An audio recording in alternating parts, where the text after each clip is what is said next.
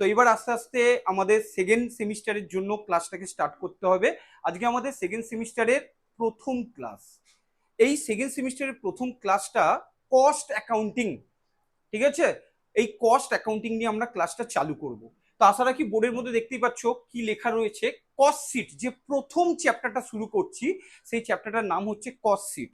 এই cost sheet আমরা 11-12 থেকে যারা কস্ট অ্যান্ড ট্যাক্স নিয়েছিলে পেপার হিসাবে, সাবজেক্ট কম্বিনেশন হিসাবে যখন নিয়েছিলে, তখন কারো কেউ কেউ জানো। আর যারা নতুন ভর্তি হয়েছে, যারা একদম কস্ট সম্পর্কে জানো না, যারা এই মানে 11-12-এ অপশনাল পেপার হিসেবে কস্ট ট্যাক্স পেপারকে নেওনি বা থার্ড পেপার হিসাবে নাওনি, তাদের ক্ষেত্রে এটা একদম নতুন লাগবে। তাই একদম টেনশন করার দরকার নেই, কারণ এখানে পুরো ডিটেলস ইনফরমেশন দেওয়া রয়েছে। কারোর যদি কোনো প্রশ্ন থাকে তোমরা অবশ্যই কিন্তু জিজ্ঞেস করো।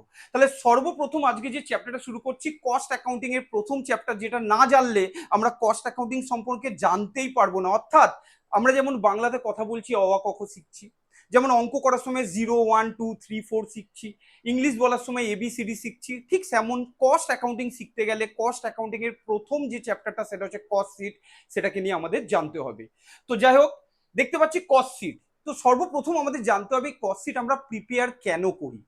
কস্ট শিট কোনো একটা জিনিসের দাম ঠিক করার জন্য, অর্থাৎ দামটা কত, এবং এই দামটা টোটালের উপর ক্যালকুলেট করা হয় এবং পার ইউনিট ক্যালকুলেট করা হয়। ধরো এই যে মার্কারটা তোমরা দেখতে পাচ্ছ, এই যে মার্কারটা দেখতে পাচ্ছ, এই মার্কারের কোম্পানি কস্ট শিট প্রিপেয়ার করছে কিসের জন্য? না, এই মার্কারটা মার্কেটে সে ছাড়বে, কত টাকা ছাড়বে। এবার এখন প্রশ্ন হচ্ছে, এই মার্কার কোম্পানির ডজনে ডজনে তৈরি করছে, তাই তো, লটে লটে তৈরি করছে, একটা লটের দাম আলাদা। এবার ধরো সব মানুষ তো সবসময় লটে কেনে না, সব মানুষ কি সবসময় লটে কেনে? কারোর অল্প দরকার, সে কি করবে, 1-2 পিস কিনবে। যাদের বিজনেস আছে, যাদের বড় সড়ো দোকান রয়েছে বা কোনো কোচিং সেন্টারে যেখানে মার্কার একটু বেশি রাখে, তারা কি করবে, লটে কিনতে পারে। কিন্তু যাদের অল্প দরকার প্রয়োজন মার্কারের, তো তারা কি করবে, ছোট ছোট পার্ট কিনবে। ছোট ছোট পার্ট মিনস হচ্ছে একটা মার্কার, দুটো মার্কার, তিনটে মার্কার।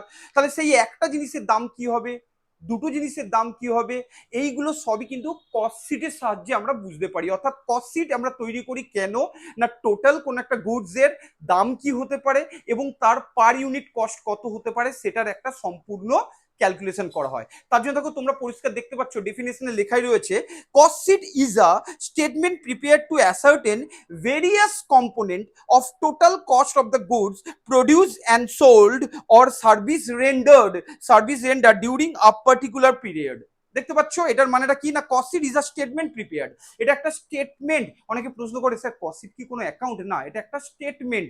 এই স্টেটমেন্টে আমরা প্রত্যেকটা পার্টে, অর্থাৎ র মেটেরিয়াল কনজিউম ডিউরিং দিস ইয়ার, আমরা কতটা র মেটেরিয়াল ব্যবহার করলাম, সেই সমস্ত জিনিসগুলো আমরা জানতে পারবো। এর প্রাইম কস্ট কত, ফ্যাক্টরি পর্যন্ত, কারণ একটা কোনো জিনিসের দাম যখন তৈরি হয়, ছোট ছোট পার্ট জুড়ে দাম তৈরি হয়। এক চান্সে আমরা ডাইরেক্ট দাম বলতে পারি না, ছোট ছোট পার্ট। এই যে যেমন ধরো আজ তোমরা আমার কোচিংয়ে অল সাবজেক্ট, অর্থাৎ এমইসি মনোজ এডুকর্নার, এই কোচিংয়ে তোমরা অল সাবজেক্ট পড়ছো, কেউ পার্টলি ছোট ছোট সাবজেক্ট পড়ছো। আমাদের প্রত্যেকের এই পার এর বেসিস আমাদের একটা হিসাব রাখতে হয়, তাই তো? ঠিক কস্ট শিট সেইভাবেই তৈরি হয়, ছোট ছোট পার্ট নিয়ে তৈরি হচ্ছে। অর্থাৎ কতটা র মেটেরিয়াল কনজিউম করেছি তার একটা প্রাইস, প্রাইম কস্ট কতটা হলো তার একটা প্রাইস। এবার এটা যখন আস্তে আস্তে ফ্যাক্টরি, মানে একটা কোম্পানির ফ্যাক্টরি রয়েছে, সেই ফ্যাক্টরিতেও অনেক খরচাপাতি রয়েছে, তো সেই সমস্ত কিছু যখন যোগ করছি তখন ওই ফ্যাক্টরি ওভারহেড সম্পর্কে জানতে পারছি। এরকম ভাবে প্রত্যেকটা পার্ট আমরা জুড়ে একটা জিনিসের দাম পাই। বুঝতে পারলাম? তাহলে কস্ট শিট কেন প্রিপেয়ার করি সেটা আশা রাখি বোঝাতে পেরেছি। এবার আমরা একটু দেখে নেব types of cost sheet. Okay, basically cost sheet দু রকমের হয়, একটা হচ্ছে হিস্টোরিক্যাল কস্ট শিট আর একটা হচ্ছে এস্টিমেটেড কস্ট শিট। তাহলে কস্ট শিট কত রকমের হয়? দু রকমের হয়, একটা হচ্ছে হিস্টোরিক্যাল আর একটা হচ্ছে estimated. Sir historical cost sheet কি? অর্থাৎ আমি এই মার্কারটা তৈরি করছি, এই মার্কারটার দাম কত হতে পারে এটা ক্যালকুলেশন করাটাই হচ্ছে হিস্টোরিক্যাল, তাই তো? তবু আমি এখানে একটু ডেফিনেশনটা পড়ে নিই। দেখো কি বলেছে, at the cost sheet may be prepared on the basis of actual cost data of the goods produce and sold or on the basis of the estimated cost data of goods to be produced and sold. It may be of the following two types. Number one, historical cost sheet বলছে when cost sheet is prepared on the basis of the actual cost, অর্থাৎ এই মার্কারটা আমি তৈরি করছি, এই মার্কারটার actual দাম কত হবে, যখন সেই অ্যাকচুয়াল দামের উপর বেস করে কস্ট শিট প্রিপেয়ার করা হয়, তখন সেটাকে বলা হচ্ছে কি, না হিস্টোরিক্যাল কস্ট শিট। তখন তাকে কি বলা হচ্ছে? ক্লিয়ার? সেকেন্ড আসছে কি, সেকেন্ড কি, এস্টিমেটেড কস্ট শিট। দেখো নামটাকে ভাঙলে আমরা উত্তর পেয়ে যাব কি, estimated cost sheet. Estimated cost sheet মানে কি, কেউ একজন আমাকে অফার দিল, স্যার এইটা আমি ঠিক 6 মাস পর আপনার কাছ থেকে পুরো 1 ডজন নিতে চাই, এই মার্কারটা, এই 1 ডজনের দাম 6 মাস পর কত হবে। দেখো নামটা থেকে বোঝা যাচ্ছে এস্টিমেটেড, মানে হচ্ছে আফটার 6 মান্থস র মেটেরিয়ালের জিনিসপত্রের দাম সব বাড়ছে কমছে। তাহলে সেই সময় আমি তো এখন থেকে বলতে পারি না, কিন্তু এখন থেকে একটা আভাস দিতে পারি। কি আভাস? আমরা যখন দোকানে কোনো জিনিস কিনতে যাই, সঙ্গে সঙ্গে গিয়েই কিন্তু কোনো একটা দোকানে দাম জিজ্ঞেস করে টাকা দিয়ে জিনিস কিনে চলে আসি না। আমরা কি করি, কি করি? আজ ধরো তুমি স্কুটি বা বাইক যাই কেনো না কেন, কি করি, আমাদের বাড়ির সামনাসামনি কোনো একটা শোরুমে জিজ্ঞেস করি। তোমরা তো বলতে পারো স্যার সব শোরুমে দাম একই থাকে। না, সব শোরুমে দাম একই থাকে না, কারণ কিছুটা এরিয়া অনুযায়ী। আজ ধরো সল্টলেক, সেই চত্বরের দিকে একটু দাম ডিসব্যালেন্স হয়, আবার নাগের বাজার এর দিকে আলাদা হয়, শোভা বাজার এর দিকে একটু আলাদা হয়। তো আমরা যদি 2-3টে শোরুম ঘুরে যদি কোনো কারণে দামটা জানতে পারি, সেখানে যদি 1000, 2-1, 5 বা 10 টাকাও যদি বেশি ডিসকাউন্ট পাই, তাহলে সেটা সুবিধা কি না? তার জন্য খোঁজ খবর নিই তো। তাহলে এই খোঁজ খবর নেওয়াটাকে কি বলি আমরা, এস্টিমেটেড প্রাইস জানার চেষ্টা করি। তাহলে আমরা এই যে খোঁজ খবরটা নিই, এটা কিসের জন্য নিই? আমরা গিয়ে সঙ্গে সঙ্গে বলি না আমার এই মালটা পছন্দ হয়ে গেছে, এটা দিয়ে দাও, বলে বিল করে নিয়ে চলে আসলাম। করি কি, বড় বড় জিনিস আমাদেরকে কি করতে, একটা গাড়ি কিনতে গেলে আমরা কি করি, বারবার সেগুলোকে রিসার্চ করি, কোথায় কি দাম, সেগুলোর এস্টিমেশন প্রাইস একটা নিই, তারপর ডিসিশন মেকিং করি, তাই তো? তাহলে এস্টিমেটেড কস্ট শিট কেন প্রিপেয়ার করা হয়, দেখো নামটা থেকে আমরা বুঝতে পারছি এস্টিমেটেড কস্ট শিট কেন প্রিপেয়ার করা হয়। তবু একটু বলে দিই এস্টিমেটেড কস্ট শিট কাকে বলছে। বলছে when the cost sheet is prepared on the basis of the estimated amount of cost those are likely to be incurred to produce goods or to render service, such a cost sheet is called estimated cost sheet। যেটা একটু আগে আমি বললাম, আশা রাখি বোঝাতে পেরেছি estimated cost sheet কাকে বলছে। তাহলে how many types of cost sheet, 2 type of cost sheet. কি কি? বাহ, ভেরি গুড, ভেরি গুড। এবার আমরা শিখবো এই চ্যাপ্টারটা থেকে, স্যার কস্ট শিট কাকে বলে বুঝে গেলাম, কস্ট শিট কত রকমের সেটা বুঝে গেলাম। এবার আমরা জানবো এখানে কি কি ধরনের অঙ্ক হয়। তারপর জানবো এখানে আমরা 4 রকমের প্যাটার্নের অঙ্ক পাবো। কত রকমের প্যাটার্নের অঙ্ক পাবো? 4 রকম প্যাটার্নের। এবার এই 4 রকম প্যাটার্ন নিয়েই ওরা কি করে, মানে অর্থাৎ ক্যালকাটা ইউনিভার্সিটি কি করে, খেলা করে। কখন একটু এটা দিচ্ছে, কখন একটু এটা দিচ্ছে, এর মধ্যে কিছু ট্রিকি জিনিস চেঞ্জ করছে, কিন্তু প্যাটার্নে 4টে রকম হয়। কি কি 4টে রকম? একটা নর্মাল টাইপ হয়, একটা হচ্ছে closing or opening finish goods এর মিসিং ভ্যালু থাকে, ঠিক আছে, closing or opening finish goods এর মিসিং ভ্যালু থাকে, তাহলে সেই মিসিং ভ্যালুটাকে আমাকে ফাইন্ড আউট করতে হয়। আর একটা হচ্ছে back calculation, and the last part হচ্ছে এস্টিমেটেড কস্ট শিট। লাস্ট পার্টটা হচ্ছে কি, এস্টিমেটেড কস্ট শিট। বুঝতে পেরেছি? তাহলে এই 4 রকমের অঙ্ক হয়। 4 রকম কি কি? একটা নর্মাল টাইপ, সেকেন্ড হচ্ছে মিসিং অবজারভেশন। মিসিং অবজারভেশনের মধ্যে কি কি থাকতে পারে, ওপেনিং ফিনিশ গুডস এর দাম মিসিং থাকতে পারে, অথবা ক্লোজিং ফিনিশ গুডস এর দাম মিসিং থাকতে পারে। তাহলে এটা 2 রকম প্যাটার্ন হলো। 3 রকম প্যাটার্নটা কি, ব্যাক ক্যালকুলেশন। অর্থাৎ আমরা কস্ট শিট শুরু করছি, একদম প্রথম পার্টের নাম কি, র মেটেরিয়াল কনজিউম হবে, সেখান থেকে শুরু করি সেলস পর্যন্ত বার করি। যখনই ব্যাক ক্যালকুলেশন বলবে জিনিসটা উল্টে যাবে, অর্থাৎ সেলস থেকে অঙ্কটা শুরু হবে, র মেটেরিয়াল পারচেস অথবা opening stock of raw material কত ছিল সেইগুলোকে ফাইন্ড আউট করছি। তাহলে এইরকম ধরনের অঙ্ক যদি থাকে তখন সেটা হয় ব্যাক ক্যালকুলেশন। আর লাস্ট পার্ট যেটা ভেরি ইম্পর্টেন্ট, আমাদের অনার্সদের জন্য প্রায় সবসময় পরীক্ষার সময় বেশিরভাগ দিয়ে থাকে, সেটা হচ্ছে এস্টিমেটেড কস্ট শিট। সেই এস্টিমেটেড কস্ট শিট যেটা একটু আগে আমরা জানলাম। এবার আমাদের জানতে হবে কস্ট শিট কেন আমরা দেখো প্রিপেয়ার করি, অর্থাৎ ইউজ অফ কস্ট শিট। আমাদের কস্ট শিট কি কি কারণে ইউজ হয়, দেখো পরিষ্কার আমরা দেখতে পাচ্ছি ইউজ অফ কস্ট শিট কি লেখা রয়েছে। বলছি it is prepare to ascertain total as well as per unit cost of the goods produce and sold. দেখতে পাচ্ছ এটা তৈরি কেন করা হচ্ছে, কোনো গুডস বা প্রডিউস যখন আমরা বিক্রি করছি তার ইউনিট বা টোটাল ভ্যালুটা ক্যালকুলেট করা।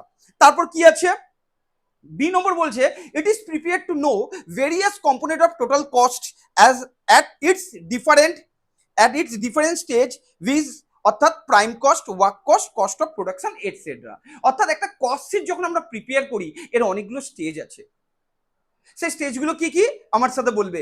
ফার্স্ট স্টেজের নাম হচ্ছে র মেটেরিয়াল কনজিউমড, ফার্স্ট স্টেজের নাম কি, সেকেন্ড স্টেজের নাম কি, প্রাইম কস্ট, সেকেন্ড স্টেজের নাম কি, থার্ড স্টেজের নাম কি, ফ্যাক্টরি কস্ট বা ওয়ার্ক কস্ট, থার্ড স্টেজের নাম কি ফ্যাক্টরি কস্ট বা ওয়ার্ক কস্ট। ফোর্থ স্টেজের নাম কি কস্ট অফ প্রোডাকশন, ফোর্থ স্টেজের নাম কি কস্ট অফ প্রোডাকশন। তারপর আসছে fifth, 5 number step. 5 number step হচ্ছে কি cost of good sold, 5 number step কি কস্ট অফ গুড সোল্ড। এরপর আসছে 6 নম্বর স্টেপ, 6 নম্বর স্টেপ কি টোটাল কস্ট বা cost of sales, 6 number step কি টোটাল কস্ট বা কস্ট অফ সেলস। এর সাথে অ্যাড হয় প্রফিট, করে বেরোবে সেল প্রাইস, এর সাথে অ্যাড হবে প্রফিট। একজন ওনার, একজন এন্টারপ্রেনিউর, সে যে রিস্ক নিচ্ছে তার তো রিওয়ার্ড পাওয়া উচিত, কারণ রিস্ক টেকেন করার জন্য তার বিহাফে কিছু তো পাওয়া দরকার। কি পাবে সে? প্রফিট পাবে।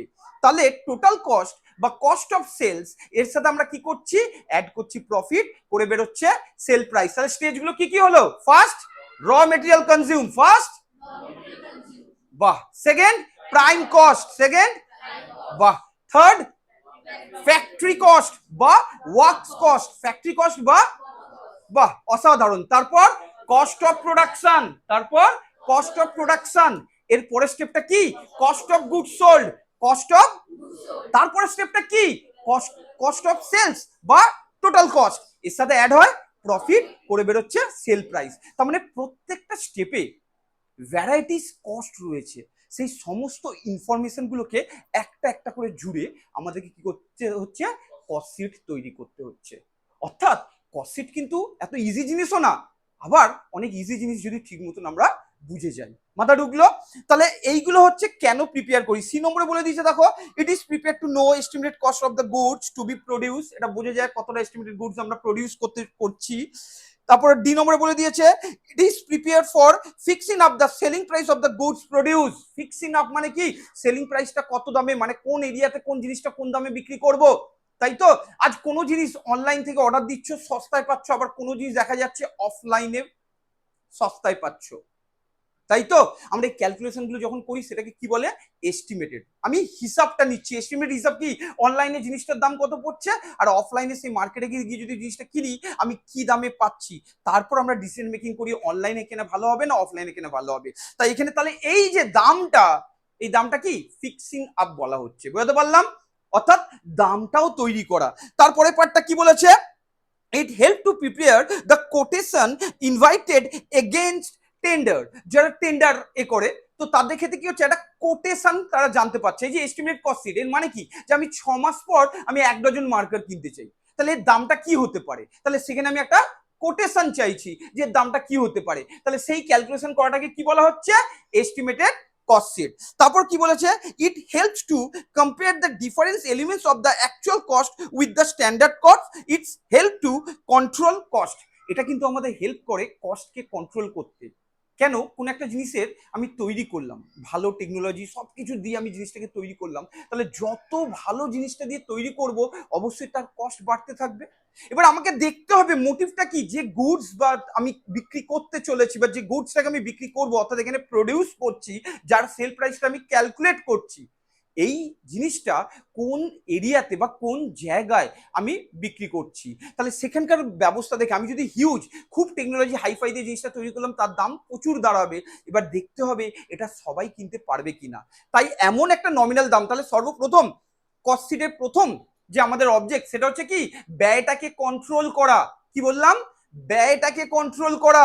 অর্থাৎ ব্যয় এক্সট্রিম লেভেলের যদি হয়ে যায় তাহলে জিনিসের দাম কিন্তু প্রচুর বেড়ে যাবে, আর জিনিসের দাম যদি প্রচুর বেড়ে যায় তাহলে কি হবে সবার দ্বারা সম্ভব নয় সবকিছু জিনিস কিনতে পারা, দাম যদি বেশি হয়ে যায়। তাহলে দামটাকে আমাকে মাথায় রাখতে হবে, দাম ইজ ভেরি ইম্পর্টেন্ট ফ্যাক্টর। জিনিস সবার পছন্দ লাগতে পারে, দাম যদি আমাদের আয়ত্তের বাইরে হয়ে যায় আমরা সেই জিনিসটাকে কিনতে পারবো পারবো না। তার জন্যই কিন্তু কস্ট শিট তৈরি করে বড় বড় কোম্পানিরা। বুঝতে পেরেছি? মাথা ঢুকলো? এবার দেখে নেবে বলছে item not considered in cost sheet. যদি এখানে ডিটেলসে লিস্ট করে দিয়েছি, লিস্টটা তোমরা একটু দেখে নেবে। সব বললে আমরা কিন্তু অঙ্কর দিকে যেতে পারবো না, তবু একটু বলে রাখছি যে কস্ট শিট করার সময় ক্যালকাটা ইউনিভার্সিটি যখন প্রশ্ন করবে বা যে পরীক্ষাই দাও না কেন, সিএ সিএমএ যেখানেই পরীক্ষা দাও না কেন, 11-12 যেখানেই পরীক্ষা দাও না কেন, যেখানে এই কস্ট শিট রয়েছে, কিছু কিছু এমন আইটেম ঢুকিয়ে দেবে তোমাদেরকে পাজল করার জন্য যাতে তোমরা ঘাবড়ে যাও, যাতে তোমরা ঘাবড়ে যাও। কেন? আমরা পরীক্ষার সময় মাথার মধ্যে একটা মারাত্মক চাপ টেনশন থাকে, আর এই চাপ টেনশনের জন্য একটা আননোন টাইপের কোনো জিনিস দেখলেই আমাদের মাথাটা ঘুরে যায়। ঘুরে গিয়ে তখন কি হয়, পরীক্ষাটা খারাপ দিয়ে ফেলি, আমাদের সবার তখন মনটা খারাপ হয়ে যায়, তাই তো?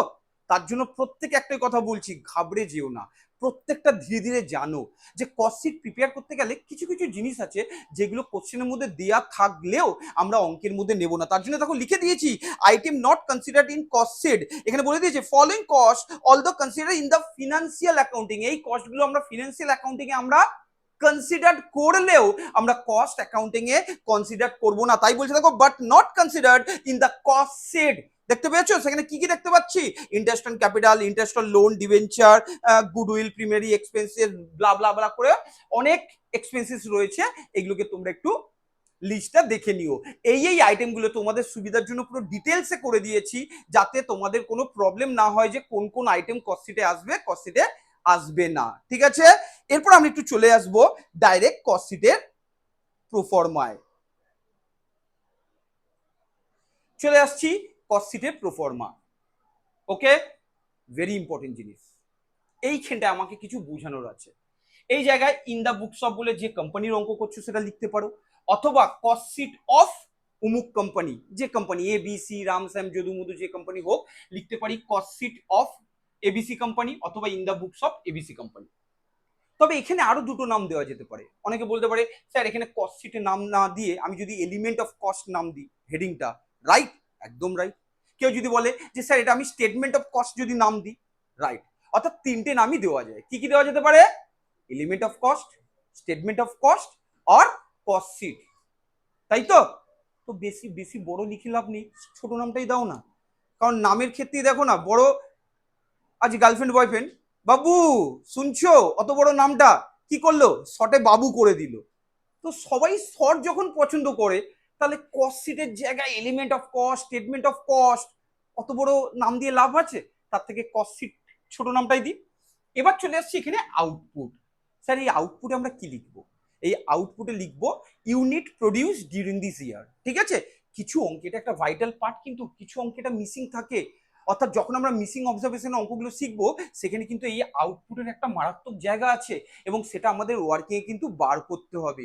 আউটপুটটার মানে কি, ডিউরিং দিস ইয়ার কত ইউনিটস গুডস আমরা প্রডিউস করেছি, সেটা কোশ্চেনে যদি বলা থাকে তাহলে স্ট্রেটলি এখানে লিখে দেবো ধরো 20,000 ইউনিট, তাহলে আমরা এখানে লিখে দেবো আউটপুটের পাশে 20,000 ইউনিটস। ক্লিয়ার? আর যদি বলা না থাকে তাহলে ওয়ার্কিং এ বার করতে হবে, এবং তার জন্য অনেকগুলো ইনফরমেশন দিয়ে দেবে, এবং সেইগুলো ধীরে ধীরে ধীরে আমরা শিখবো। পুরো ফর্মুলা ওয়াইজ করে দিয়েছি যাতে তোমাদের কোনো চিন্তা না করতে হয়। ক্লিয়ার? এরপর চলে আসছে পিরিয়ড। এই পিরিয়ডের ক্ষেত্রে কি করতে হয়, ক্লোজিং ডেটটা দিতে হয়। ধরো এবার এই ডেটটা অনেকে কি করি, আমরা যেমন ফিনান্সিয়াল অ্যাকাউন্ট করি অনেক জায়গায় আমরা দেখেছি ধরো এইরকম ডেটটা দিয়ে ফেলি, তাই তো? কিন্তু অ্যাকচুয়ালি এইরকম ডেট দিও না, ঠিক আছে? এইরকম ডেট কিন্তু অ্যালাউ নয়, এবং দেখতেও বাজে লাগে। অর্থাৎ যদি ডেট দিতেই হয়, এইরকম দেওয়ার চেষ্টা করো।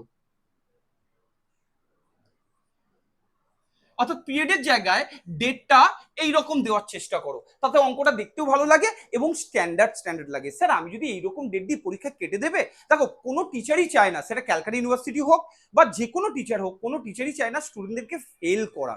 কিন্তু ডে বাই ডে আমরা আস্তে আস্তে কি করছি, বড় ক্লাসে উঠছি, তো আমাদের সমস্ত কিছু জিনিসগুলো আস্তে আস্তে পরিবর্তন হয়, অর্থাৎ টেকনিকের পরিবর্তন হয়। আমরা ছোট বয়সে এক ধরনের কস্ট শিখেছি, সেম কস্ট এখানেও শিখবো, কিন্তু একটু টেকনিকটা পরিবর্তন হবে। একদম ছোট বয়সে শিখেছিলাম পৃথিবীটা গোল, আমরা সবাই কিন্তু এইভাবেই পড়াশোনা শুরু করেছি, পৃথিবীর আকৃতি কিরকম, গোলাকার। তারপর আস্তে আস্তে কি শিখলাম, ডিম্বাকার, কখনো শিখছি কমলা লেবু। কিন্তু এখন আমরা প্রত্যেকে খুব ভালো করে জানি, তাই তো? কারণ ওটা একটা বেসিক কনসেপ্ট দেওয়ার জন্য শুরু হয়েছিল। ডে বাই ডে যখন আমরা বড় হচ্ছি, উঁচু ক্লাসে উঠছি, আমাদের কনসেপ্টটাকে আরো স্ট্রং বানানোর চেষ্টা করা হচ্ছে, এবং এর জন্য আমাদেরকে আরো ডিপলি শিখতে হয়। তাই আমি বলবো ডেটটা এইভাবে দিলে সবচেয়ে ভালো, ঠিক আছে? এবার এখানে চলে আসছি পার্টিকুলার্স। এখানে ডিটেলস লিখতে পারো, কলেজে যখন করবে অঙ্ক তোমরা এখানে ডিটেলস লেখাবে, এটা অ্যামাউন্ট রুপিস লেখাবে, এটা কস্ট পার ইউনিট লেখাবে, ঠিক আছে? এই ডিটেলস কলমটা শুধু অ্যাডলেস হয় বলে এটা ডিটেলস লেখে, যেহেতু এটা কস্ট অ্যাকাউন্টিং তাই অ্যামাউন্টও লিখতে পারো। এটা যদি ট্যাক্স হতো তাহলে কিন্তু এই কলমটাকে আমাকে ডিটেলস নাম দিতে হতো। কস্টে তোমরা এই কলমটাকে ডিটেলস দিতে পারো অথবা অ্যামাউন্ট রুপিস দিতে পারো। এবার অঙ্কের প্রোফর্মা বোঝানোর আগে তোমাদের সবাইকে আরেকটা কথা ভেরি ইম্পর্টেন্ট বলে দিই, সেটা হচ্ছে এখানে আমরা দেখছি তিনখানা কলম, কিছু কিছু অঙ্কে তিনটে কলম হয় না, এই দুটো কলম হয়। স্যার বুঝবো কি করে অঙ্কের মধ্যে কখন 3টে কলাম হবে আর কখন 2টো কলাম হবে? যে অঙ্কে ইউনিটের খেলা থাকবে, অর্থাৎ আউটপুট দেওয়া রয়েছে, তারপর ধরো ওপেনিং ফিনিশ গুডস এর ইউনিট দেওয়া রয়েছে, অর্থাৎ ইউনিট যখন মেনশন করে দেবে, সেই ইউনিটের অঙ্ক যখন থাকবে তখন কিন্তু আমাকে 3টে কলাম করতে হবে। স্পেশালি যখন মিসিং অবজারভেশন, স্পেশালি যখন কি বললাম, মিসিং অবজারভেশন, অর্থাৎ ক্লোজিং ফিনিশ গুডস এর ভ্যালু যখন মিসিং থাকবে, সেই সকল অঙ্কে কিন্তু আমাদেরকে 3টে কলাম করতে হবে। আর যদি সেই ইউনিটসের ঝামেলা যদি না থাকে, একদম নর্মাল টাইপের অঙ্ক থাকে, যদি আমরা অনার্স, মাথায় দুটো সিং আছে, অর্থাৎ অনার্স নিয়েছি মানে আমরা পাপ করেছি, তাই আমাদের একদম সোজা প্রশ্ন দেবে না, এটুকু মাথায় রেখো। তাই আমাদেরকে এরকম 3টে কলামের অঙ্ক দিতে পারে। যদি কস্ট দেয়, বাচ্চামি করে ছোট অঙ্ক দিয়ে দিতে পারে, সেটা ব্যাক ক্যালকুলেশন, অর্থাৎ আমাদের ব্রেনটাকে নিয়ে এপার ওপার করে শুধু উত্তাল পাতাল করবে, তাই তো? ক্লিয়ার? এখানেও ব্যাপারটা ঠিক তাই। তাহলে 3টে কলাম কখন করব? যখন আমরা ইউনিটস, যখন আমরা কি করব, ইউনিটসের অঙ্ক দিয়ে দেবে, মিসিং অবজারভেশন অঙ্ক দিয়ে দেবে, তখন কিন্তু আমাদের 3টে কলাম করতে হবে। আদারওয়াইজ এই দুটো কলাম কাটলেই চলবে, ডিটেলস আর অ্যামাউন্ট রুপিস। ক্লিয়ার? এবার আমরা আস্তে আস্তে একটু প্রোফর্মাটা দেখে নিই। ফার্স্ট নাম দিয়েছি র মেটেরিয়াল কনজিউম। তাহলে একটু আগে আমরা জানলাম প্রথম স্টেজের নাম কি, প্রথম স্টেপের নাম কি? র মেটেরিয়াল কনজিউম। এই র মেটেরিয়াল কনজিউমটা শুধু হেড নয়, এর ভেতরে অনেক আইটেম আসলে তবে কিন্তু র মেটেরিয়াল কনজিউমড হয়। বলতে পারলাম? তাহলে প্রথম হেডের নাম হচ্ছে র মেটেরিয়াল কনজিউম। এই র মেটেরিয়াল কনজিউমটা আসছে কি করে? দেখো, opening stock of raw material কোশ্চেনে দেওয়া থাকবে, এর সাথে অ্যাড করব পারচেজ অফ র মেটেরিয়াল, এর সাথে অ্যাড হবে ক্যারেজ অন র মেটেরিয়াল বা ক্যারেজ ইনওয়ার্ড, এর সাথে অ্যাড হবে ট্যাক্স অন র মেটেরিয়াল, অর্থাৎ র মেটেরিয়াল রিলেটেড কোনো খরচা সেটা কিন্তু এগুলো অ্যাড হবে। আর কি হচ্ছে? Freight and railway charges, landing charges, excise duty and র material, brokerage and commission of raw material, অর্থাৎ র মেটেরিয়াল রিলেটেড যে কোনো খরচা সমস্ত কিছু এখানে আমরা কি করলাম? অ্যাড করলাম। ঠিক আছে? দেখো, সমস্ত কিছু অ্যাড করলাম, অ্যাড করে এই ভ্যালুটা বেরোলো। হলো? এই ভ্যালুটাতে কি করে বেরোলো? এই সমস্ত আইটেমগুলোকে অ্যাড করলে এই ভ্যালুটা বেরোলো। ঠিক আছে? এবার এর থেকে আমরা কি করব? লেস কি করছি?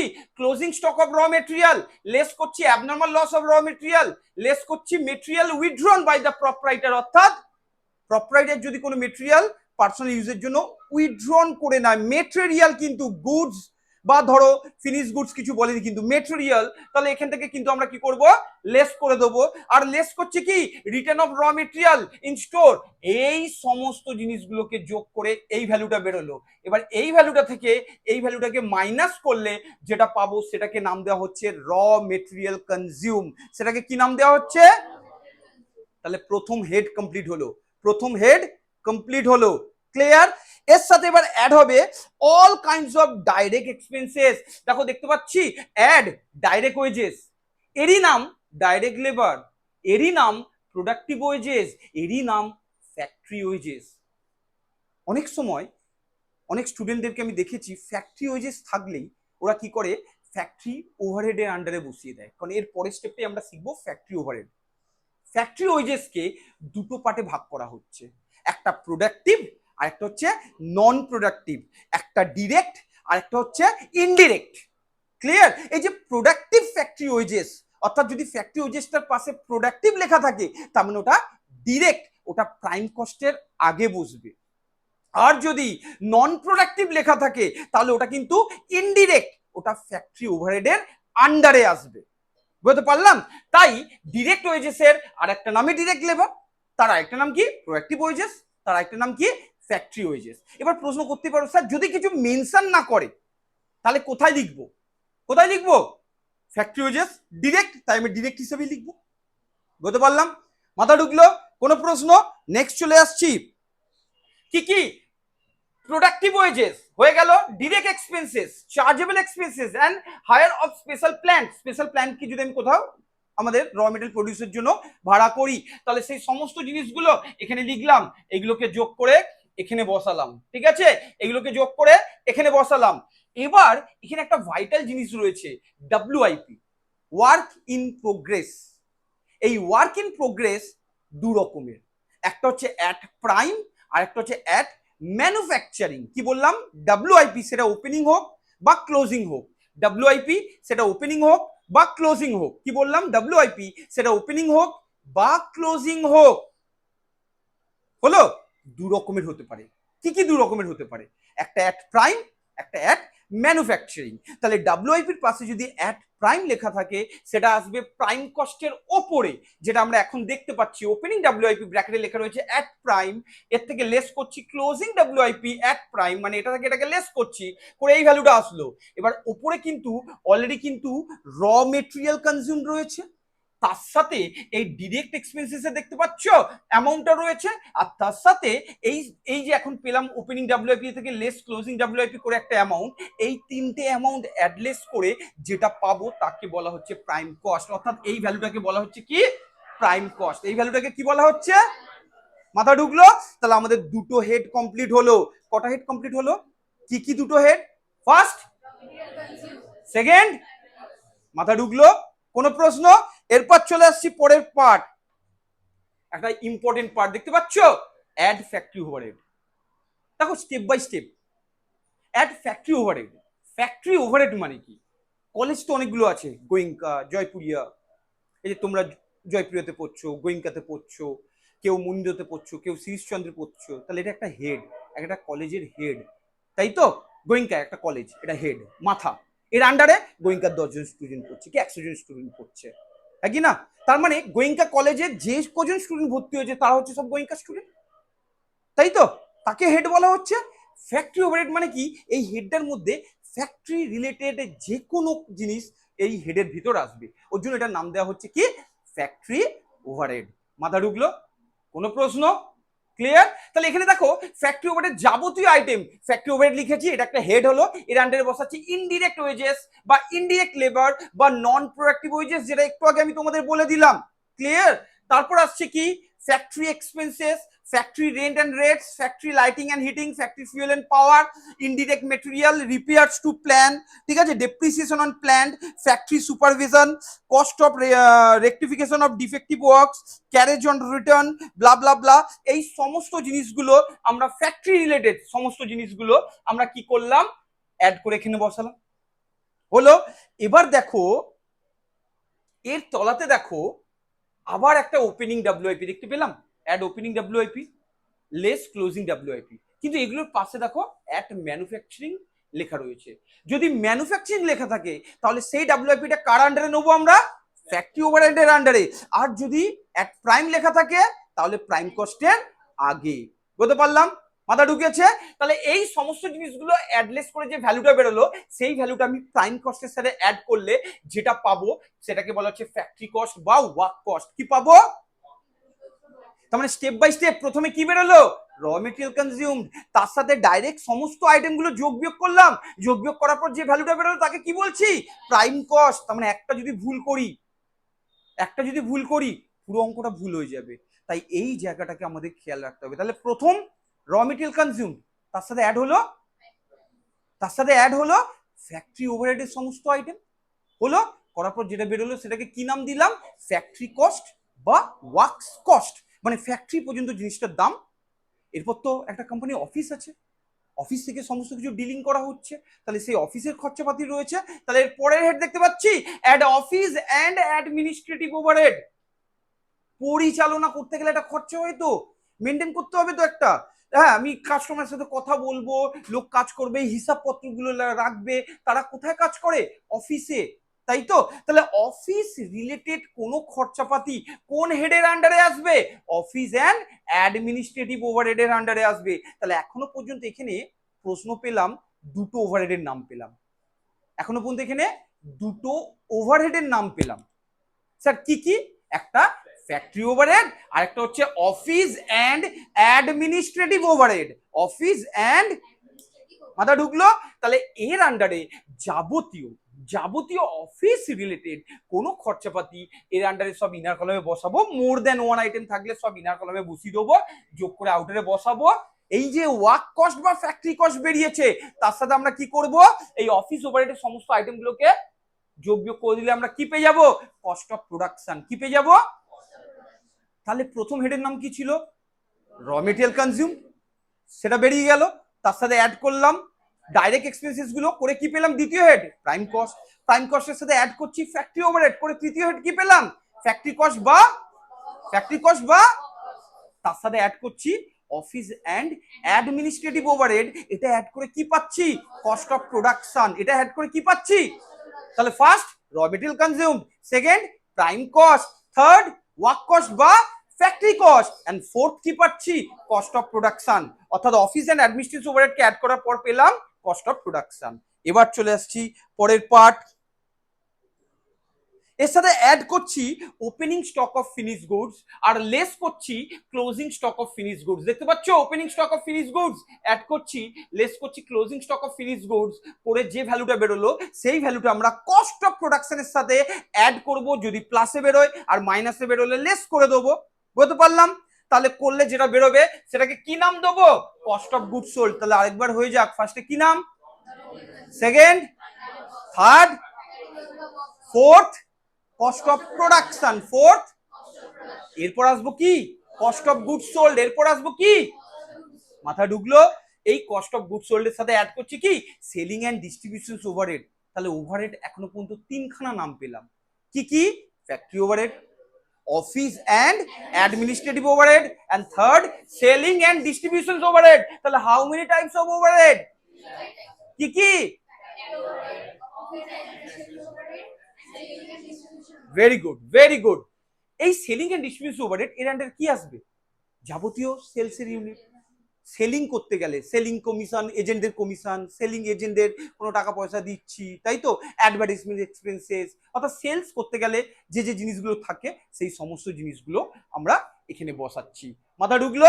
এটাকে বসালে স্যার কি পাবো? দেখেন আমি ডিটেলসে করে দিয়েছি। হ্যাঁ, এখন সব ডিটেলসে করতে গেলে চিত্রগুপ্তের খাতা লাগবে, তাই তো?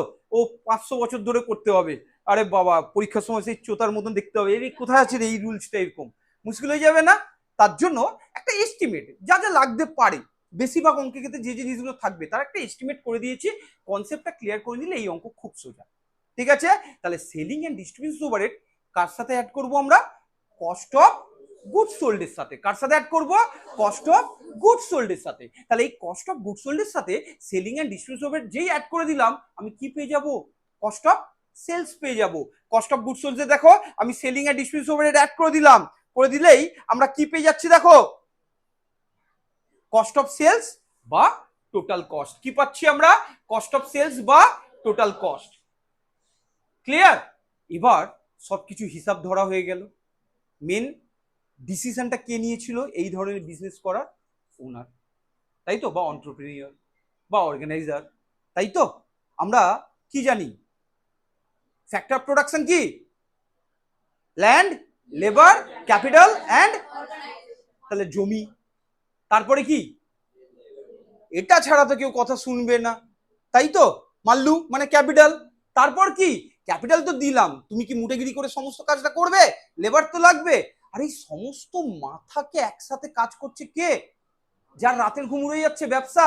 ব্যবসায় প্রচুর টাকা কিন্তু চাকরির থেকেও, কিন্তু যে ব্যবসা, যার জিগার আছে সেই ব্যবসা করে। কেন? ব্যবসায় কথাতে রয়েছে কি? No risk. যারা ব্যবসা করে তাদের দেখবে মাথায় বিশাল চিন্তা, রাত্রে ঘুমাতে পারে না। কিন্তু পরে যার টাকা কামায় না, টাকার গদিতে শুয়ে থাকবে, দামি দামি গাড়ি আর সিট টাকার গদি, তাই নয় কি? তাহলে নো রিস্ক। তাহলে সে রিস্ক নিচ্ছে, বিহাপে কি নেবে? অ্যাওয়ার্ড নেবে না, পুরস্কার নেবে না। সে পুরস্কারটা কি? প্রফিট না? তাহলে এর সাথে অ্যাড করব প্রফিট। এবার যদি দুর্ভাগ্যক্রমে যদি লস হয়ে যায় সেটা কিছু করার নেই, কিন্তু অ্যাড করব প্রফিট। করলে কি পাবো? Sale price. এবার বেচে দে, যত বড় বেচে দে, যত বেশি বেচা যায়, কারণ পকেট ভরাতে হবে তো। কিন্তু দামটা সেইভাবেই দেখতে হবে। এই কারণেই কস্টটা তৈরি করা হয়। কারণ আমি যা খুশি তাই করে দিলাম, ওই ধর্মতলায় সব ওই বইটই বিক্রি করে দেখবে, একটু মালদার লোক এত হাতে সোনা সোনা পড়ে আসছে, যে বইটার দাম 300 টাকা, ওর মধ্যে ট্যাগ মেরে করে দিল 3000 টাকা। ঠিক আছে? সেই 3000 টাকা ট্যাগ থেকে বললো, আপনি আমার খুব ফেভারিট মানুষ, আপনাকে আমি বহুদিন ধরে চিনি, এত ভালো মানুষ দেখিনি, যান আপনাকে আমি 10% কেন 20% ছাড় দিয়ে দিলাম, 50% ছাড় দিয়ে দিলাম, যান। 300 টাকার জিনিস লোকটা কত টাকা কিনে নিয়ে আসলো? 1500 টাকা, তাই তো? হ্যাঁ কি না? তো এইরকম টুপি পরালে ব্যবসা চলবে না। তাহলে ব্যবসায় ক্ষেত্রে আমাকে কি করতে হবে? কোনো জিনিসের দাম তৈরি করতে গেলে কি কি মেটেরিয়াল ইউজ করছি সেগুলো ধীরে ধীরে, এবং তার সাথে সাথে কস্ট, ব্যয়টাকে কমাতে হবে। ব্যয়টা এক্সট্রিম লেভেলে বেড়ে গেলে কিন্তু খুব মুশকিল। ক্লিয়ার? মাথা ঢুকলো? তাহলে এটা গেল আমাদের কস্ট শিটের প্রোফর্মা। আশা কি বুঝতে পেরেছো? চলো এবার একটু আমরা অঙ্ক দেখে নিই। কটা কলম কাটবো সেটা কোশ্চেন পড়ে আমাকে দেখতে হবে, কারণ আমরা ভগবান নই, তাই তো? অঙ্কর কোশ্চেন পেয়ে গেলেই ফার্স্ট প্রশ্ন আসে, স্যার কটা কলম কাটবো। ওকে, কটা কলম, স্যার উত্তর দেবে না, দেবে কে? কোশ্চেন। তাহলে কোশ্চেনে দেখতে হবে আমাকে ইউনিটস এর কোনো গল্প আছে নাকি, তাই পুরো কোশ্চেনকে আগে ভালো করে স্টাডি করতে হবে, পুরো কোশ্চেনকে আগে ভালো করে স্টাডি করতে হবে। তাহলে এই কোশ্চেন আমরা পড়ে দেখে নিই। বলছে from the following particulars of manufacturing company prepare a statement showing value of raw material consume, তার মানে first heading raw material consume বার করতে বলেছে, টোটাল কস্ট অফ প্রোডাকশন বার করতে বলেছে, তারপর কি বার করতে বলেছে, cost of goods sold and the amount of profit. তাহলে প্রফিট বার করতে হবে, মানে আমাকে পুরোটাই ধরে বেঁধে করতে হবে। এবার একটু অঙ্কের মধ্যে দেখে নিই ইউনিটস এর কোনো গল্প আছে নাকি। দেখো ওপেনিং স্টকের ভ্যালু দিয়ে দিয়েছে, কিন্তু পাশে কোথাও কোনো ইউনিটস মেনশন করা নেই, দেখতে পাচ্ছি কোনো লাইনে কোথাও আপ টু সেলস পর্যন্ত দেখে নাও কোনো ইউনিটস মেনশন করা নেই। তাহলে কোনো ইউনিটস যখন মেনশন করা নেই, তাহলে ফার্স্ট প্রশ্নের উত্তর কি হতে পারে, কটা কলম হবে স্যার? না, পার্টিকুলার্স এর পর দুটো কলম হবে, একটা ডিটেলস, একটা অ্যামাউন্ট রুপিস। ক্লিয়ার? হ্যাঁ বলো। হ্যাঁ, কোনো অসুবিধা নেই, কারণ যেহেতু এটা কস্ট অ্যাকাউন্টিং করছো, ডিটেলস অ্যামাউন্ট রুপিস লিখতে পারো অথবা অ্যামাউন্ট রুপিস লিখতে পারো, দুটোই রাইট। হ্যাঁ, ডিটেলসটা কেন দেওয়া হচ্ছে, যেহেতু ওটা একটা রাফ কলম, ওর মধ্যে অ্যাড্রেসটা করা হচ্ছে, ওর জন্য এখানে ডিটেলস নামটা দেওয়া হচ্ছে। ক্লিয়ার? মাথা ঢুকেছে? নেক্সট চলে আসছি, কোশ্চেন সবাই পড়ে নিয়েছো? দেখো আমরা কোশ্চেন দেখে নিয়েছি, এবার আমরা একটু সলিউশনটার দিকে তাকাই কিভাবে করছি। দেখো সলিউশনটার দিকে তাকাই, প্রথমেই in the books of dot dot অথবা cost sheet of dot dot company, যেটা হবে, যেটা তোমাদের সুবিধা লাগবে সেটা করো, দুটোই রাইট। এখানে আউটপুট লিখবো ইউনিট দিক বা না দিক, কেন? প্রোফর্মা অলওয়েজ আমাদেরকে কি করতে হবে, মেনটেন করতে হবে, প্রোফর্মা অলওয়েজ আমাদেরকে কি করতে হবে, মেনটেন করতে হবে, তাই তো? কেন? অঙ্ক আমাদের কারোর কেনা সম্পত্তি না, তাই তো? তার মানে রুলস আমাদের মেনে চলতে হবে। তাহলে আউটপুট লিখলাম, এখানে পিরিয়ড লিখলাম, তারপর পার্টিকুলার্স অ্যামাউন্ট রুপিস, অথবা কেউ যদি ডিটেলস লিখতে পারো ডিটেলস লিখতে পারো, কোনো অসুবিধা নেই। তাহলে ফার্স্ট হেডের আমাদের নাম কি ছিল, র মেটেরিয়াল কনজিউম। ফার্স্ট হেডের নাম কি ছিল? দেখো তো এখানে র মেটেরিয়াল কনজিউম লিখেছি, তাহলে এর সাথে প্রথমে কি হবে, এই র মেটেরিয়াল কনজিউমটা কি কি করে বেরোয়, না opening stock of raw material. তাহলে আমাকে কোশ্চেনে দিয়েছে নাকি দেখতে হবে। এর সাথে অ্যাড হবে কি, পারচেজ অফ র মেটেরিয়াল। এর সাথে অ্যাড হবে কি, ক্যারেজ ইনওয়ার্ড।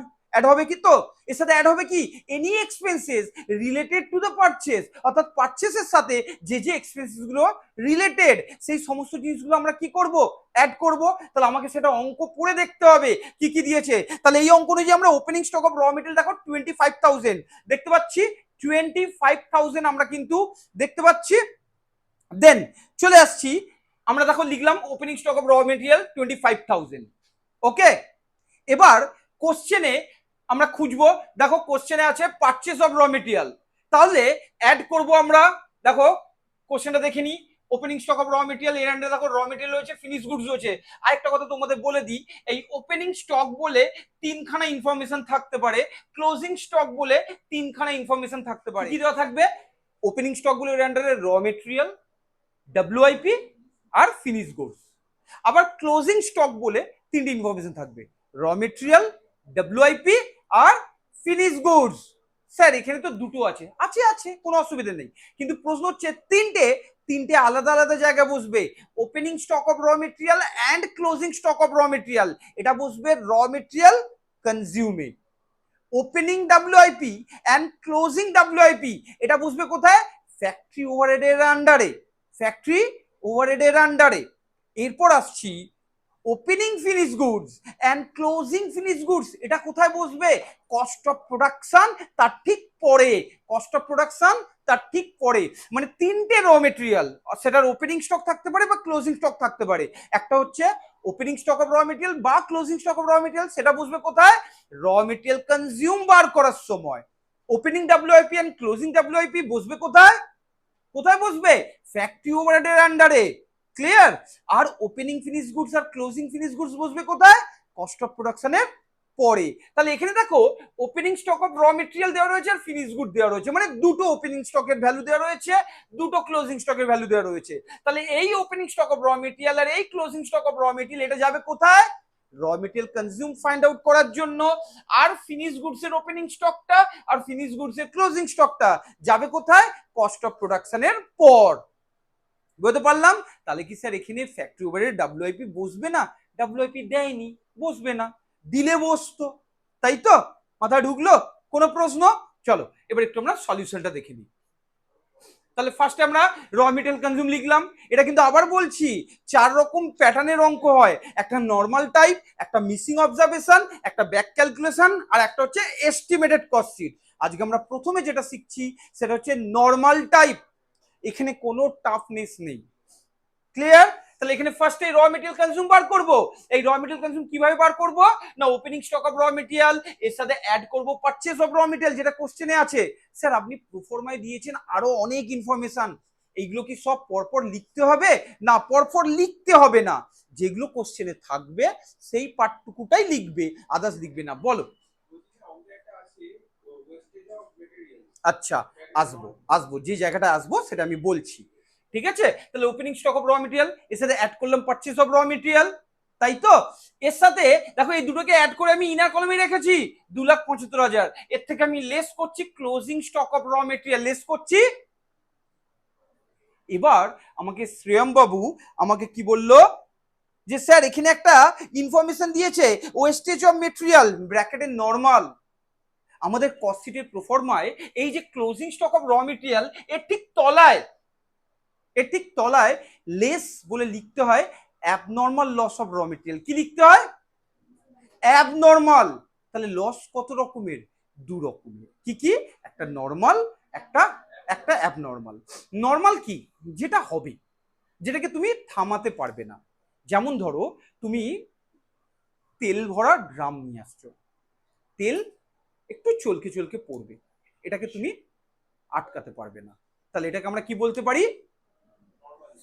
কিন্তু অ্যাবনর্মাল লস কি?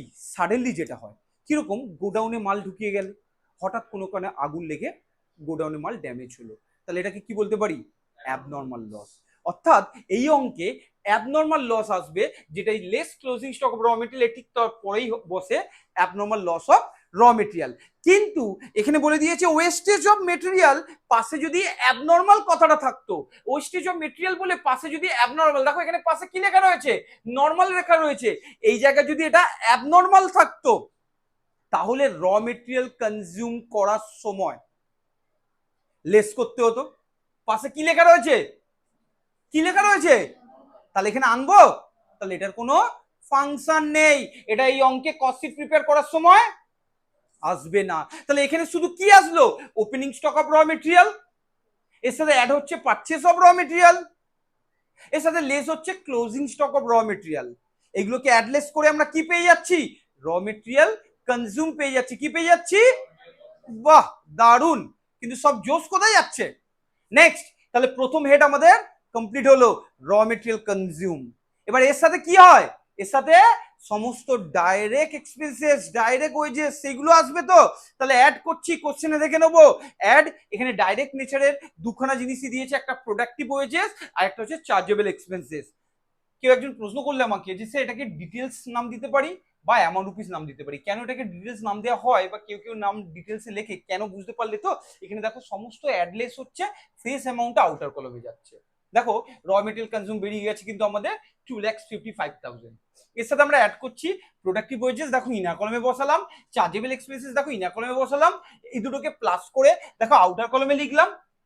ওকে, এবার আউটার কলমে এই যে র মেটেরিয়াল কনজিউম এর সাথে যখনই আমি এই ডাইরেক্ট সমস্ত এক্সপেন্সেস গুলো অ্যাড করে দিলাম, যেটা পাবো সেটাকে কি নাম দেবো? Prime cost. কি নাম দেবো?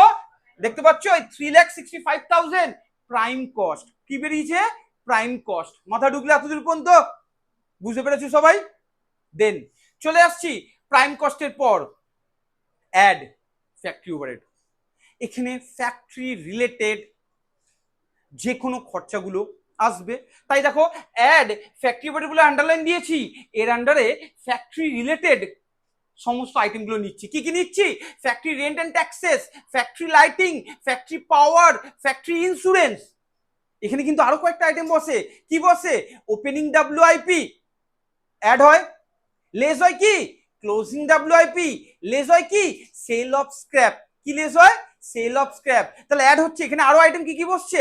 Add opening WIP, less closing WIP, less sale of scrap. Sir আপনি এখানে লেখেননি কেন? এই অঙ্কতে দেয়নি তাই লিখিনি, এই অঙ্কতে দিইনি তাই লিখিনি। মাথা ঢুকলো? থাকলে লিখবো, না থাকলে লিখবো না, তাই তো? দেন তাহলে এই সমস্ত জিনিসগুলোকে অ্যাডলেস করে যে ভ্যালুটা বেরোলো সেই ভ্যালুটা আমি প্রাইম কস্টের সাথে জাস্ট জুড়ে দিলাম, জাস্ট জুড়ে দিলাম মানে অ্যাড করে দিলাম। করলে যেটা পাবেও সেটাকে বলা হচ্ছে ওয়ার্ক কস্ট বা ফ্যাক্টরি কস্ট। কি বলা হচ্ছে? ওয়ার্ক কস্ট বা, মাথা ঢুকলো? এবার এই ওয়ার্ক কস্ট বা ফ্যাক্টরি কস্টের সাথে অ্যাড করছে কি পরের হেডের নাম কি? Office and administrative overhead. পরের হেডের নাম কি? Office and administrative overhead. এর আন্ডারে কি কি আসবে স্যার? ফ্যাক্টরি ওভারহেড আন্ডারে কি কি আসে? ফ্যাক্টরি যাবতীয় খরচাপাতি। তাহলে এর আন্ডারে কি কি আসবে? অফিসের যাবতীয় খরচাপাতি। তাহলে অফিসের কি কি আসছে? দেখো স্যালারি টু অফিস স্টাফ দেওয়া রয়েছে, লিখলাম। Stationery and others office expenses লিখলাম, এগুলো অফিস রিলেটেড, তাই এগুলো দুটো ইনার কলামে বসালাম, যোগ করে আউটারে বসালাম। এর সাথে এটাকে প্লাস করলে যেটা পাবো সেটাকে বলা হচ্ছে কস্ট অফ প্রোডাকশন। কি বলা হচ্ছে?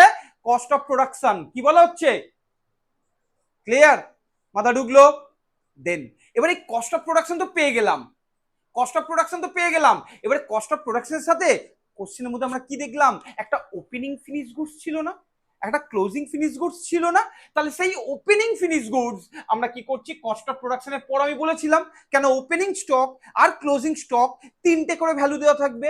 একটা হচ্ছে র মেটেরিয়াল বলে, একটা হচ্ছে ডব্লিউআইপি বলে, আর একটা হচ্ছে ফিনিশ গুডস বলে। র মেটেরিয়াল কনজিউম বার করার সময় ওপেনিং স্টকটাকে নেব, ডব্লিউআইপিটা ফ্যাক্টরি ওভারহেডের আন্ডারে আসবে, আর ফিনিশ গুডসটা কস্ট অফ প্রোডাকশনের পরে আসবে। তাই কস্ট অফ প্রোডাকশনের পরে দেখো আমরা লিখেছি add opening finish goods, less করছি ক্লোজিং ফিনিশ গুডস, লেস করলাম। স্যার এখানে 5,000 টাকা ব্র্যাকেটে লিখেছি কেন? এখানে মাইনাসে আসলে কেউ ভুল করে আগে মাইনাস সিম্বল দিও না। অঙ্ক রাইট, মাইনাস সিম্বল দিও না, কারণ আমরা বড় হয়ে গেছি, অনেক কিছু জিনিস ভালো লাগে না, তাই নয় কি? তো মাইনাসে যদি কোনো রেজাল্ট বেরোয় তাহলে সেটাকে আমরা কি করব? ব্র্যাকেট দিয়ে দেবো। সেটাকে আমরা কি করব? ব্র্যাকেট দিয়ে দেবো। বলো, তাতেও চলে। তুমি যেটা বললে যে স্যার আমি যদি ওই কস্ট অফ প্রোডাকশনের সাথে অ্যাড ওপেনিং ফিনিশ গুডস 20,000 টাকা অ্যাড করে দিলাম, লেস ক্লোজিং ফিনিশ গুডস 25,000 টাকা লেস করে দিলাম, তাতেও কি চলবে? একদম রাইট। তাতে উল্টে পর্যন্ত কোনো কারণে যদি মাইনাসটা দিতে ভুলে যাও বা মাইনাস করতে ভুলে যাও, সেইখানে একটু রিস্কটা কম হয়। তাহলে আমি এইভাবে করলাম কেন? যেহেতু আমি দেখাতে চাইছি এটার সাথে এটা অ্যাডলেস করে অ্যামাউন্টটা ওর সাথে অ্যাডজাস্ট করছি। যাই হোক, এটা পেলাম কস্ট অফ গুডস সোল্ড। এটা কি পেলাম? এই কস্ট অফ গুডস সোল্ড এর পরের হেডের নাম কি ছিল? Selling and distribution overhead. এর পরে আমাকে সমস্ত কি করতে হবে? সেলিং অ্যান্ড ডিস্ট্রিবিউশন ওভারহেডটাকে অ্যাড করতে হবে। চলো দেখে নি। Selling and distribution overhead add দিয়েছি, আন্ডারলাইন করেছি। এর আন্ডারে যে কোনো জিনিস, এর আন্ডারে যে কোনো জিনিস বিক্রি করতে গেলে যে যে খরচাগুলো হয় সেই খরচাগুলো এর আন্ডারে নেবো। যেমন ধরো এখানে দেখতে পাচ্ছি স্যালারিজ অফ সেলসম্যান আর কমিশন অফ ট্রাভেলিং এজেন্ট, এগুলোকে আমরা যোগ করে আউটারে বসালাম, কস্ট অফ গুডস সোল্ডের সাথে এটাকে অ্যাড করে দিলাম, করলে যেটা পাবো সেটাকে বলা হচ্ছে টোটাল কস্ট বা কস্ট অফ সেলস। কি পাবো? এবার কি করতে হবে? এবার প্রফিট বার করতে হবে। রিস্ক নিয়েছি এত, প্রফিট দিতে হবে। দক্ষিণা, দক্ষিণা ইজ ভেরি ইম্পর্টেন্ট। পুরোহিত বাড়িতে পুজো করতে এসছে, সর্বশেষে একটাই কথা বলে আমার দক্ষিণাটা ঠিকঠাক পাবো তো? তাহলে মালিক তো সে দক্ষিণাটা চাইবে, সে দক্ষিণাটা হচ্ছে কি? প্রফিট। তো এই অঙ্কে প্রফিট বলেনি, এই অঙ্কে ডাইরেক্ট সেল প্রাইস বলে দিয়েছে। স্যার তাহলে প্রফিটটা কি করে বার করব? আবার সবাইকে বলছি, যেহেতু তোমরা ফার্স্ট কোর্সে শিখছো তাহলে সেই জায়গায় বলে রাখি, কোশ্চেনে এই জায়গাটায় অনেক খেলা দিতে পারে। প্রফিটের ভ্যালুটা ডাইরেক্ট না দিয়ে পার্সেন্টেজ দিয়ে দেবে। হয়তো বলে দিতে পারে 20% অন কস্ট, অথবা বলে দিল 25% অন সেলস। ঠিক আছে? তো এই ছোট ছোট খেলাগুলো থাকবে, এগুলো আমরা ক্লাসের মধ্যে আস্তে আস্তে করব। এরকম ধরনের সমস্ত অঙ্কগুলো করব যাতে একটাও অঙ্ক কোনো রকম তোমাদের ক্ষেত্রে চাপ না লাগে। তাই তো? কেন চাপ কে নেবে? চিকেন নেবে, তার জন্য চিকেন চাপ বলে। আমরা কেন চাপ নেব? একদম চাপ নেব না, তাই তো? দেন চলে আসছি অ্যাড প্রফিট, কিন্তু স্যার প্রফিটের পাশে আমি ব্যালেন্স ইন ফিগার লিখেছি। কেন লিখেছি? না এই অঙ্কে আমাকে সেল প্রাইস বলে দিয়েছে। কি বলে দিয়েছে? তাই আমি প্রফিটকে একটু গ্যাপ রেখে সেল প্রাইসটাকে লিখে নিয়েছি। এবার এই সেল প্রাইস থেকে আমি যখনই টোটাল কস্টকে মাইনাস করলাম আমি প্রফিটটা পেয়ে গেলাম। আর যেহেতু এটা মাইনাস করে বেরোলো তার জন্য ওর পাশে আমি কি লিখেছি? Balance in figure. কি লিখেছি? মাথা ঢুকলো? কোনো প্রশ্ন? কারোর কোনো ডাউট? ক্লিয়ার? আজকের ক্লাসটা আমি তোমাদের এখানেই রাখলাম।